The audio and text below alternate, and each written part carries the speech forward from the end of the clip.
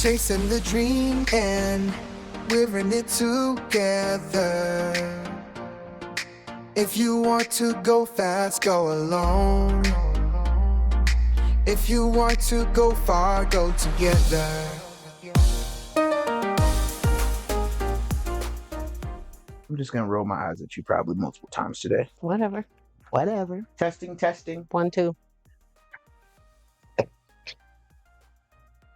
You see my chest moving?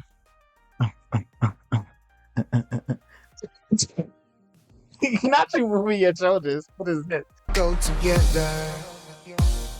Hey guys, welcome to another episode of the 6A podcast. I'm Ja. And I'm Michel. So first of all, okay, in my new job, like my boss got me a bunch of new stuff, right? Laptop, PC, monitors, all that. But I wanted an extra arm because and by arm I mean the thing that you put, to hold the monitor. So I had one because someone dropped one off and they're like, oh, they don't need it anymore. So I had one, and so it felt like it just wasn't symmetrical because I had one that was sitting on the desk and I had an arm. So I wanted another one, so I was gonna buy one. I actually did buy one on Amazon, and then I canceled it because I found out that I could get it for free at work. So, well, I guess technically we paid for it, but it was like a reuse item. Mm-hmm. So I ordered another one last week sometime, and it finally came Monday or Tuesday while I wasn't at my office. So I got there at the end of the day and I saw that it was there. I was like, oh, bet. So I opened the box, start putting it together. And then as I'm putting it together, I lost one of the most important pieces. I couldn't remember what I did with it. I couldn't remember if it dropped or what. And it's the piece, the bottom of the arm, and then there's a piece that you can sit it into, but it doesn't fit without a sleeve. So the sleeve was missing. And so I'm like, where is this sleeve? So I'm looking all over the place for it. Mind you, first of all, I already been working on this for probably 30 minutes. And I just couldn't figure out what I did with it. And then I realized that what ended up happening was, I thought that it ended up going in the trash because I noticed that my trash was empty. And I was like, that wasn't empty just a little while ago. Maintenance was just there. So I thought maybe it got completely thrown out. So I was already starting to get irritated thinking that.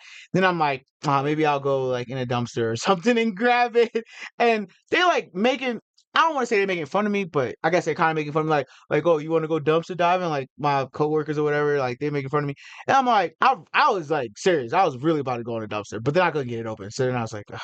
And I was like, I really don't feel like it went in the trash. So anyway, ended up happening was when I opened up the drawer, I saw the sticky notes there, and I was like, oh, she wants sticky notes. So picked up the sticky notes, and I got that big bag of sticky notes. So I picked it up, I took the sticky notes out and put some in my backpack. Mm-hmm. And then I sat it down. Apparently I sat it on top of the sleeve in that drawer. When I finally found that, cool, put it together, everything was good. But then I'm looking, I'm like, I kind of wish these were closer, right? Mm-hmm. So the new one, good to go. It is where it is. And so I decided to take the one that I already had on off. I took that off. And now at this point, I'm dripping sweat. And I put that monitor with the arm on the bench that's next to my desk. But I laid it down and it was on top of my sweater. So I turned around to move the part that's actually connected to the desk, move that over a little bit. And before I know it, I hear a slide. And I turn around and my monitor, my brand new monitor, is sliding to the floor.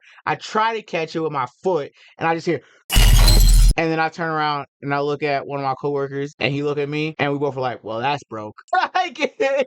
So super irritated. He's like, if I can't get a new jacket, you can't get a new monitor. I'm like, bro, this is when I say brand new, I took this out the box less than a week before this happened. Jesus. I was so mad, bro. Because then after all that, I'm like, all right, screw it. Let me go to salvage. I went to salvage and I found another monitor. It wasn't the same exact one. It was all beat up. Now, mind you, I tried multiple monitors before I even picked that one up, and all of them were broken. And so, and all of the ones that I tried were the ones that was exactly like the one I had. Mm-hmm. But I'm guessing the same thing happened to these people. So I finally found one that wasn't exactly like the one I had. Like I said, it was beat up. It was whatever. I was like, all right, cool. So I bought that over. But I remember driving to salvage to go and find a monitor. And I just remember taking a deep breath because I felt really, I don't know, I guess overwhelmed because I just felt why is all of this happening? That just felt like unnecessary chaos. Just all of it. Losing that piece, which I think is really the thing that kind of overwhelmed me the most. And that was what set everything else in motion. Because had I just taken a moment to breathe from that, I probably would have taken a beat before I ended up laying this monitor down on top of my sweater, which is ultimately the reason why it slid down the way it did. Anyway, I don't know. I was super frustrated, but I will say I ended up going back yesterday to salvage and finding another monitor that actually looked way better. So, and it's pretty much the same exact one that I already had with like slight differences or whatever.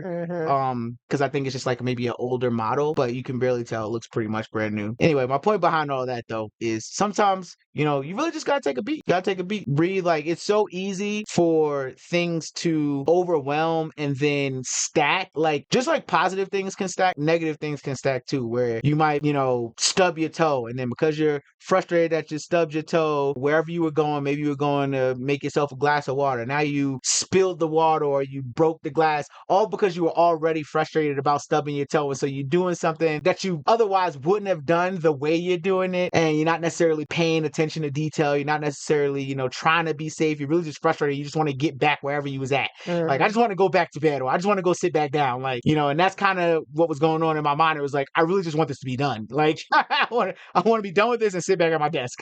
Actually, it was the end of the day, so it wasn't even sit back up at my desk. It was I want to be done with this and go home. So yeah, that's my story, my gripe for the week. That would piss me all the way off.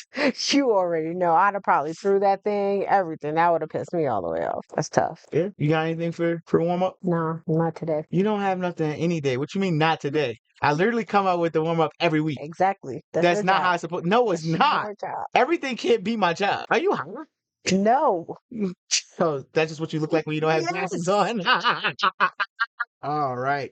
Lots to cover in court vision this week. As we know, the FIBA World Cup has concluded, or at least the tournament for the qualifiers has concluded. The World Cup itself is not until sometime in September. But Caitlin Clark finally started a game. I still don't like how they played her. I'm really hoping to see something different when the World Cup is actually here, but it is what it is. So huge congratulations to Caitlin Clark for getting MVP, on top of the fact that, you know, she actually had some pretty great stats. Like, she was number one in a lot of the big Points, categories. assists. Yep. Mm-hmm. Yeah. So huge shout out to her for that. I mean, we had already qualified. Like, we dominated the heck out of that. Like, there was just, I mean, I will say that last game against Spain didn't, to me, quite look the best, especially in the beginning. I think that first half was stale, but ultimately we pulled off the win, which there was really not much question in my mind about whether or not that was going to happen, especially once I saw that Spain had lost to another team. Because at first, when I saw that Spain was, when they were like 4-0, I was like, oh, okay, so maybe this will be the one game that might give us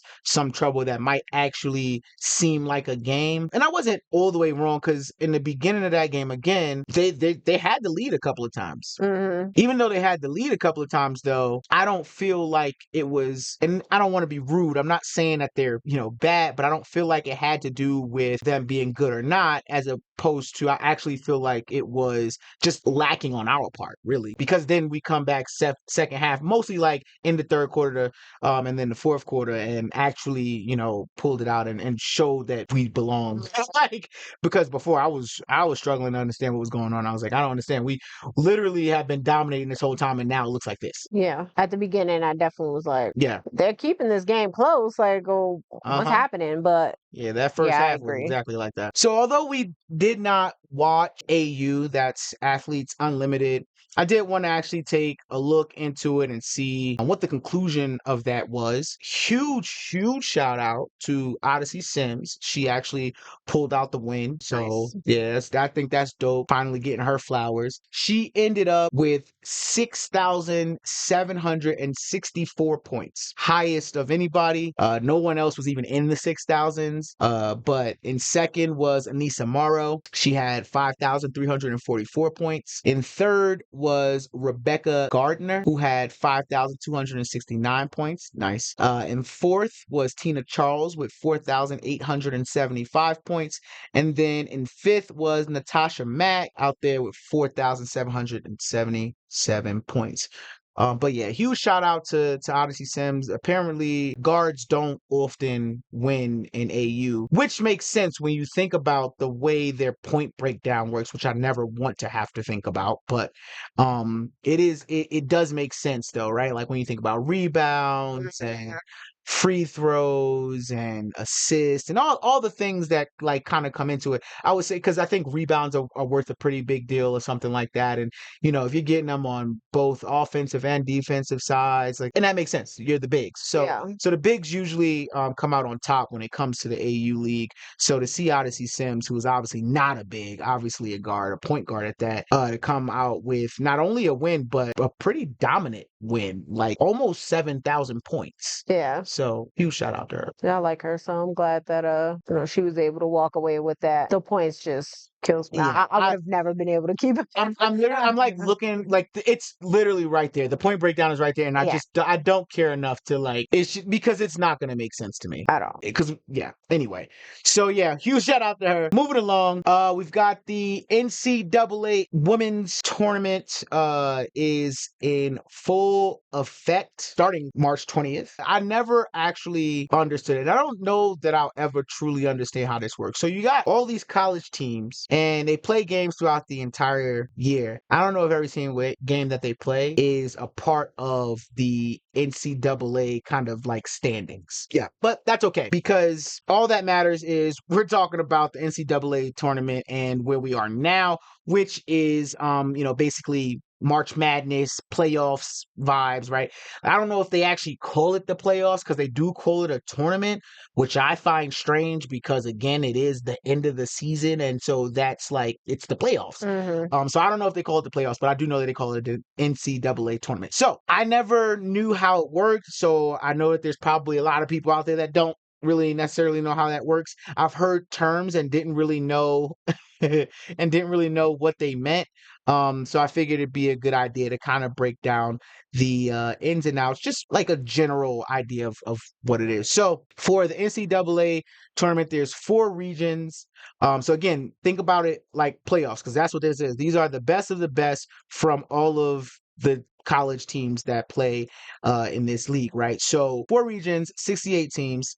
And so as far as the brackets go, it's very much just like similar to any other tournament where it's like first seed versus the last seed, so on and so forth, right? So it's 1 versus 16 for each of these regions, and that's how it works, right? So as far as the final 4, it'll be the region 1 will go against region 4, and then region 2 will go against region 3. So the winners of those regions will face up against each other. So it's very strange, I think, the way they go about it as far as what they call it, because you would think that they would just say the same things like everywhere else where it'd be like semifinals and things like that. But instead of that, they have these, cool names. And so, yeah, so that's how it works. I'm really hoping to see LSU do something a little different this year. They got out, I think, pretty early in I don't know if it was the Final Four or I can't remember. I do remember that Flage was very upset. I think it might have been the Final Four. So that's rough. What's even more tough is that they are technically second in their region. So it's like they're very high up there, but they're not considered the favorite to come out of their region for the Final Four. But I am hoping to still see that happen. That being said, thank goodness they're not in the same region as UConn because they went undefeated this year. So 34-0. I mean that's where Paige is from, so it makes sense. Where Azzy is. Really looking forward to seeing her in the W this coming year. So speaking of that, I feel like that's a good little segue into we finally got a CBA agreement on the table and everyone has agreed. They just haven't signed yet. Thank God. Well, they said that's going to take a couple of weeks in order to get it on paper and them to sign it. But every all the parties involved, players, the association, the whatever the other people were that was in there, they all agreed on it. So thank God, because they were cutting it close, okay? Yeah, they were. So, okay, let's talk the CBA verbal agreement. They made it at 2 a.m, first of all. They had been at it for days and days. So on March 18th at 2 a.m, they finally had a verbal agreement. And the outcome was $7 million for a team cap, which previously was $1.5 million. The Supermax contracts are starting at $1.4 million, which has the ability to escalate to $2 million over the course of the deal. And that's up from 250. Actually, it's really less than 250, but about 250,000. The average salary is going to be $600,000, which is up from about $120,000.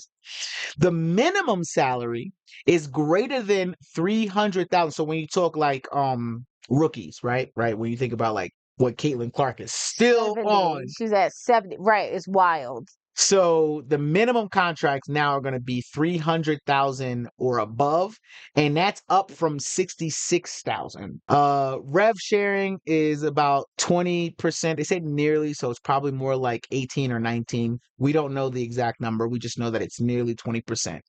We're also not sure if that is gross revenue share or net rev share. I would assume it's gross though, because with net they wanted to give them 70% of net revenue, and they didn't want that. So I would assume that at this point, as close as it was, remember I kept saying like, let's freaking like really negotiate some things. We need higher team caps. We need higher salary, and you don't need 50% of their freaking gross revenue. They want to give you 13, ask for like 15. So like, let's meet in the middle. Like, you're really gonna, do something that's gonna be detrimental if you don't agree. So I'm assuming it's gross revenue at like 18, and I'm good with that. Yeah, I'm not sure. Either way, the 30th season of the WNBA will start in May. They have a lot of ground to cover. Yes. They have a lot of things that need to get done, but they seem to have a way forward. I will say a lot of people online feel like Caitlin Clark is the person that they should all be thanking. I'm not 100% sure how I feel about that in particular. Just kind of feels like it's the same narrative over and over that everyone, wants to find a way to kind of shake things up and have Caitlin Clark's name at the top of just another dramatic thing. It's not to say that we're not huge Caitlin Clark fans and that we don't believe that she has almost everything to do with the growth that has happened most recently. It's not that. I'm specifically talking about how people are making it seem like this particular deal that finally was agreed upon, that it's all thanks to Caitlin Clark and that everybody needs to be thanking Caitlin Clark. And it's like, that just seems kind of silly to try to make that the narrative. right Yeah, now. I agree. I mean, like you said, right? Yes, Caitlin Clark brought in many, many eyes to the game.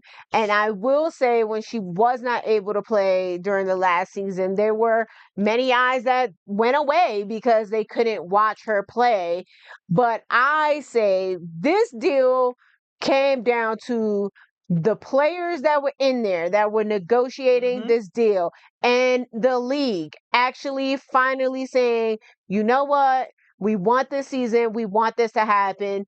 Let's make it happen. Absolutely. And if it was not for the players, though, for saying like, listen, we are standing 10 toes down until we get what we want, I guarantee they wouldn't. Either one, they would still be making the same amount of money, or we would not be having a season. So I can just say that thank the league and the players for why we got this contract and got it done, I guess, in a timely fashion. I wouldn't say really timely, but at least we still have time to start the season on time. Right. And speaking of time, so like I said, there's a lot to get done. So some dates to look forward to. April 13th will be the WNBA draft. April 19th is when training camp is going to commence. May 8th is going to be the start of the regular season. Now, there's still some things that need to happen, right? Like all of the kind of hard ink pen things need to happen. Not to mention, there's 100+ players that are free agents. This does not include any of the rookies, to my understanding. I believe they still are on their rookie contracts. And then, of course, there's 2 teams that still need to perform their expansion draft, which is the Toronto Tempo and the Portland Fire. And honestly, I kind of feel bad for them in the sense of last year when the Valkyries were starting. I think they had such a great debut. The way they started was just, it was all fire. It was just, it Yeah. was just I great. mean, it really just goes back to both sides of this not being able to sit down and really negotiate, put pride, ego aside, really negotiate these things earlier, right? Because the Valkyries had a sufficient amount of time to build their team.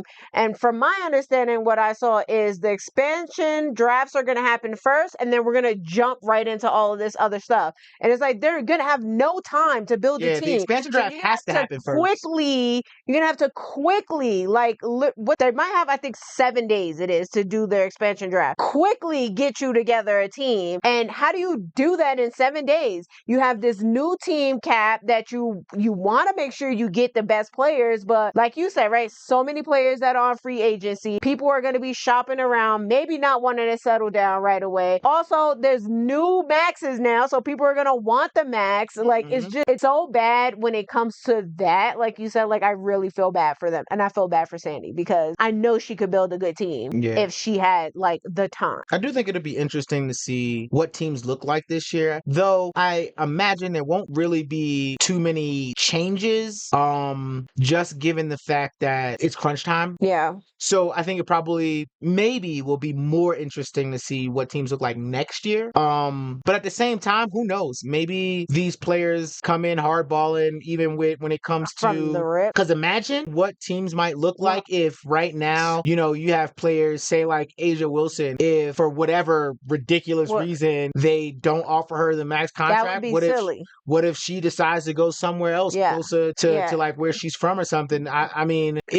There's so many. I think there are endless possibilities, but again, you have to understand that it is crunch time, so both sides would technically feel the pressure, but now I think the pressure would more be on the teams and their organizations than it would be on the players. No, I agree. So I do think from what we've heard a few times that there are going to be a lot of 1-year deals happening this time around, right? Because there is just not enough time. There's not enough sufficient time to shop around. Also, teams might get shaken up, like you said, right? Because the Aces, you want to keep Asia, you're going to offer her that supermax. Now, how are you going to have all these other players on your team? Chelsea, how are you going to afford Jewel Lloyd, like Jackie Young? Like, how are you going to afford to pay all of these players and then still have a full actual team? It's going to be very interesting. The cap is high enough that they could get away with maybe having 2 supermax like contracts. A 1.4 and a 1.1. Yeah. But again, that's a good point, because if I want if I want the supermax and I'm not Asia Wilson and I'm on the Aces, I'm probably not going back there because you're not going to get that supermax. But we also have to consider the fact that a lot of people, especially if we're talking the top talent, right? They likely have houses and things like that, families that they don't want to just uproot. So they might, and it still would be a great jump a ridiculous jump from what they where made everybody was. So who's to say they won't take something? But it will be interesting to see. I think this season will be interesting just because it's a frantic kind of let's see where we land thing. And then next season will really be interesting, like you said, because now I do feel like we'll have many 1-year contracts, and then next year when they actually have the time to sit, I would love to see how this is going to play out, because Caitlin Clark, she stays on the Fever, you're giving her that 1.4 period. So what you going to do about AB or Kelsey Mitchell? What are you paying them? Because at this point I feel like they're both at the point where they could get the 1.1. So what you going to do? How you going to build your team? Well, let's see. So that would be what, 3.6 million off the table. You still got a pretty good deal to work with. Pretty good deal to work with, plus some rookie contracts, some minimum contracts. If we bring in some minimums and some rookies, but now you got to make sure you build the right team, or now. No, I agree. I'm just saying that the issue, I think, realistically, you can't really say, oh well, with all these like supermax contracts, like what are you gonna do? Because they already had the same thing before, right? Like they had supermax or not supermax, but they had max contracts before Mm-hmm. and they still had a budget, so they still had to figure out a way to budget it. That's Right. So true. it's not, so I believe it's it could more be money, done. same problem. I believe it could be done. No, I get it. Yes. It's just more money, same problem. I think we that's just it. come to a point now where people are like, well, now this is how much money we could make. Well, I want that money. I don't want the average. I want that money. And it's like, oh, okay. Yeah, but it's still going to be based on talent. You're not going to be mid talent asking for 1.1 million. That doesn't even make sense. I agree. So I don't think that they'll have an issue when it comes to the money portion of it. I think it'll more so be about teams now having the ability to offer something that another team may not. I think that's going to be what makes things interesting. I'm so ready to watch all of this happen. Because I'm like, are any of the Liberty team players gonna leave? Are any of them gonna leave and maybe go with Sandy? Or there's only like 2 or 3 of them that really could even, I say, get the supermax. Stewie. Yeah, Stewie and Sabrina. I can't even really think of, and then JJ. JJ, yeah. Aside from that, I think everybody else is, looking more like 700, 500, and getting to that 300. I can't wait. I'm gonna be watching them transactions. I'll tell you that. Wait. I'm gonna be watching them transactions. For anybody who doesn't know where to look for the WNBA transactions, if you actually Google WNBA transactions, that is where all the player movement is gonna be happening. And trust me, it is going to be busy. So if that is something that you're interested in, make sure you go head over there. It's gonna get good. Yeah. I can't wait. All right, guys. So it is time for streaming and screaming. And this week, we're going to be talking about a show that we recently watched on, I want to say Hulu. It's on Hulu. The Beauty. So, all right, what's your thoughts? It's a wild show. It is a wild show. Did you like the concept? So I don't know that I would say I liked the concept. I think I enjoyed the show because it was very much like realistic on something that would literally happen in like the world. Like if there was something like that available, we would have what was going on in that thing happening, because people don't really care about side effects, right? It's like, well, I feel this way about myself, I want to feel better. Oh yeah, I'll go take that. And it's like, it was just eerie. See, I don't know if I would say people don't care about side effects, because when you think about the show itself, they didn't know the side effects. They were hiding. Well, no, what was the problem was people were not reading the stuff. Like, you have the thing right here in front of you that's like, sure, you need to read this and sign it. So when you say they don't care about side effects, you mean they don't care to look into side effects? Yeah. I would say if the side effect is death, I don't think people, you know what I mean? Like you're going to explode. You're just so consumed with like, oh, this'll make me look better or feel better, that they don't do their due diligence. And so many of them were ending up screwed over because it was like, so huge spoiler alert, just putting it out there. So the Beauty essentially is a show about basically like real world, right? Where you have folks who wish they looked like something else. They even had like an incel. For anybody who doesn't know what that is, I'm not about to get into Google it. But so it's just the idea of being able to go out and get a shot, kind of like the GLP-1, get a shot that just transforms you into this better version of you. And I will say that I liked that they dabbled a little bit in like the science of it, because for one, at first it's like, this is completely unrealistic. But then on the other hand of things, it's like, that's one of the things I find very interesting about life, is that there are some animals and bugs that can transform in that way. So it does, to some degree, make it a thought that it could be realistic, if the science could support it. It was like genetic stuff that they were doing, like messing with your DNA and adding stuff to it and removing stuff from it. Being able to essentially go into a cocoon and almost be rebirthed, right? It was giving like Alien meets Butterfly 100%. meets Moth. Like there was just a lot going on. But I think that they executed things decent. I'm not gonna say it was well executed. It was decently executed, enough that it had us hooked.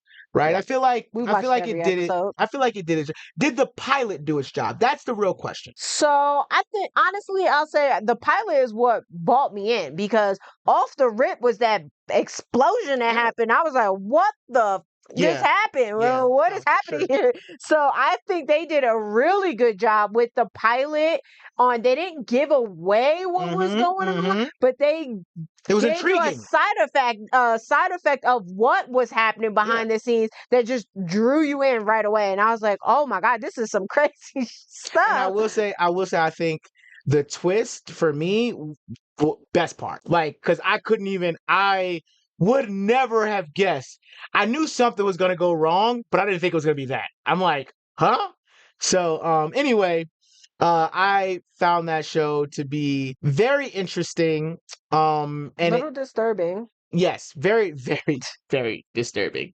And I do feel like there was times when like I didn't know what was going on. Yeah. So I do think that there was like some things they maybe could have done better. I don't know if it's based on a book, but I imagine that if it is, that the book's probably better. There's nothing really I think better than having some visuals. But I do think that the book's probably better if there's a book. Because they would have had a little bit more backstory, been able to go into a little bit more things.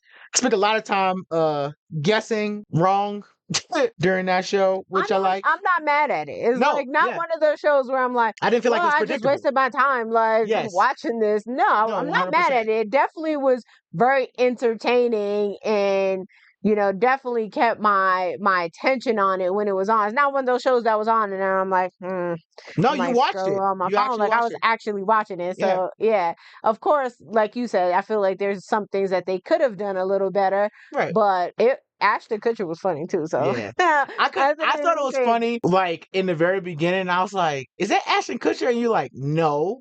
And then I'm like, "But." And they were like, "Look it up." Yes. And then we looked up and like, "Oh yeah, that really is him." It was the hair. The hair, man. The hair really threw it all off. But he was really good in that. And I feel like that's the first time we've seen him like that, which I thought was dope. Yeah. The guy, I can't remember his name from Daredevil. He was also in that. He was like the guy that was originally the guy that ended up turning into Ashton Kutcher. So yeah, I thought that was pretty cool. But yeah, cool. I actually quite enjoyed the beauty. I hope that they are renewed for another season. I don't think that we looked it up whether or not they are. But, no, I think it said that they weren't sure yet. Yeah, so hopefully they do get renewed because I'm definitely hooked and ready to see what comes next. Yeah. Now I will say if they don't, that will piss me off. Like don't leave me how you left me. Like it was like 8 episodes. Like something like that. Yeah, don't just leave me hanging like that. But yeah. Cool. That's the only thing that I didn't like though, was that the episodes were very inconsistent with time. There was some that was like 20-something minutes, there was some 30-something minutes, 40-something minutes. Like I don't understand how you do that. Well, because it wasn't airing on TV. It was Hulu original that was only on Hulu. So all right. Anyway, so yeah, The Beauty, watch it, stream it, and then scream. You know what I'm saying? No? Whatever. All right, guys. So this week on Michelle's Cozy Chapters, we are going to be talking about Bonds of Hercules. So this is the second part to the book that we did last week, and I'm just gonna give you guys a quick little breakdown of what it's about. Okay, so this book is the second installment in the Villains of Lore series and continues the story of Alexis, the secret heiress to the House of Hades, who is also the mythological hero Hercules. Okay, picking up after the events of the first book, Alexis is dealing with the fallout of being trapped in it. And this is a spoiler if you have not read book 1, but she is trapped in a forced marriage to her enemies, the powerful heirs Augustus and Charon. To make matters worse, she has accidentally joined a cult-like assassin group and is preparing for a brutal gladiator competition. As political tensions rise between the ruling Olympians and the oppressed Chthonic faction, a dangerous prisoner escapes from the underworld. Alexis must navigate her complicated feelings for her 2 husbands, deal with her strangely acting mentors, and survive the increasingly deadly trials of the Spartan gladiator competition as she fights to control her terrifying powers. So, as I told you in book 1, she thought she was just a mortal. She ended up having a blood test, told her she was not. She was a Spartan. She went through hell in book 1. And then you would think by the time we get to book 2, it has calmed down a little bit. It's not. She's going through more hell. So again, like the gods and all of that stuff are in here. You do get some of their stories. If that's the kind of thing that you're into, check out book 1, Blood of Hercules, and then book 2, Bonds of Hercules. Hey, what's going on, guys? It's time for Peace and Progress with Ja. Sometimes the hardest thing to do is slow down and take a pause, especially when you feel like you have so much to get done or when frustration and exhaustion are starting to build. But the truth is, real progress isn't about grinding nonstop or pushing yourself to the brink. It's about respecting limits, especially your limits, and knowing when to step back so you can come back strong. When you're tired, stressed, or overwhelmed, cutting corners or rushing through something important usually leads to mistakes, setbacks, or even burnout. It's okay to admit that you need a break, that you're not operating at your best right now. Giving yourself permission to breathe, to reset your focus, and to approach the task with fresh eyes is one of the smartest moves you can make. Progress isn't a race or a checklist to be completed as fast as possible. It's a steady, intentional walk forward. It's about the quality of your efforts, not just the quantity. When you honor your well-being and take care of yourself first, you build a foundation that can support you for the long haul. That foundation is what allows you to be consistent, focused, and resilient. So if you're feeling worn out or like you're just going through the motion, remind yourself that slowing down is not falling behind. It's powerful. It's a powerful act of self-respect and wisdom. You're not less productive or less capable. You're just human, and humans need rest. Take that moment to pause. Protect your energy. I can say it again. Protect your energy. Show up for yourself in the way that you deserve. Your future self will thank you for it. And the work you do when you're rested and clear-headed will be so much better and way more meaningful. Anyway, it's snack time! Favorite part? Game. Also, I'm not responsible, so no responsibilities. All right, so today we're going to do take the shot or take a beat. And so it's really going to do with everything we talked about. So I'm going to read you some scenarios, and then you're going to say if you would take the shot, meaning go for it, or take a beat. And then, if you want to say like why you would, then you could do that. All right, so number 1, you are a veteran player under the new CBA. Your team offers you a 1.4 million supermax, but it takes up 20% of the team's $7 million cap. Taking it means the team can't afford a star bench. Do you take the shot or take a beat? I'm taking a shot. I'm not explaining why. Money, money, money, money! Okay. You're offered the beauty shot from the show. You'll instantly become the perfect version of yourself. But there's a rumor about a 2-year expiration date. Do you take the shot or take the beat? Heck no, expiration date mean I die? No. Take a beat. I'm good. You're installing a complex new dual monitor setup. One screw is stuck and you're exhausted. You can force it with a power drill and hope it doesn't snap. Do you take the shot or take a beat? This feeling personal right now is what I'm saying. I don't like how I feel about this.